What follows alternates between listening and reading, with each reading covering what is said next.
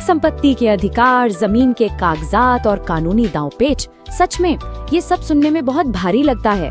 अक्सर जमीन के जटिल राजस्व रिकॉर्ड को समझना किसी पहेली को सुलझाने जैसा महसूस होता है, लेकिन आज के इस विश्लेषण में हम इस पहेली को बहुत ही आसान और स्पष्ट तरीके से सुलझाने वाले हैं।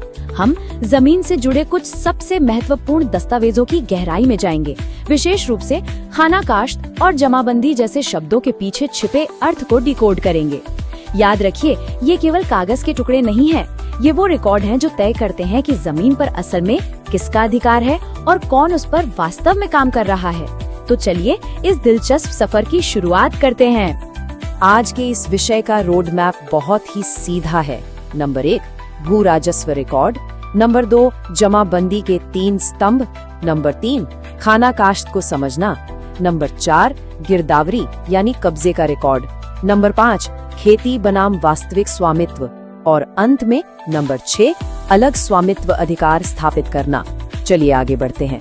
भाग 1 भू राजस्व रिकॉर्ड, सच्चाई का अंतिम स्रोत। इस पूरे विषय की नींव एक ही शब्द पर टिकी है और वो है जमाबंदी। ये एक ऐसा शब्द है जो अक्सर अदालतों और पटवारी के दफ्तरों में गूंजता रहता है। तो असल में जमाबंदी है क्या? ये मूल रूप से वो आधिकारिक सरकारी रिकॉर्ड है जो ये बताता है कि जमीन का मालिक कौन है, उस पर खेती कौन कर रहा है और उस जमीन का सटीक आकार या माप क्या है। इसे किसी भी जमीन का सबसे महत्वपूर्ण पहचान पत्र माना जा सकता है। भाग 2 जमाबंदी के 3 स्तंभ। आइए इस रिकॉर्ड का थोड़ा विश्लेषण करते हैं, गहराई में उतरते हैं। एक जमाबंदी की पूरी संरचना 3 मुख्य कॉलमों पर टिकी होती है, जिन्हें हम इसके 3 स्तंभ कह सकते हैं।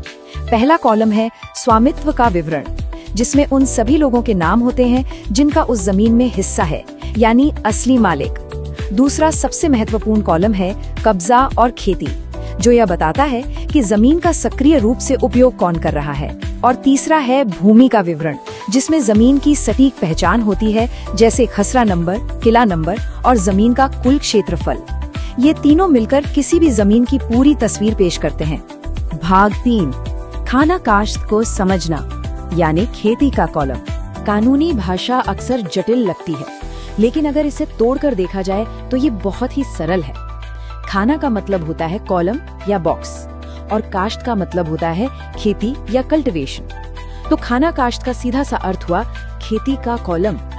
ये कॉलम स्पष्ट रूप से ये बताता है कि वर्तमान में उस विशिष्ट जमीन के टुकड़े पर कौन सा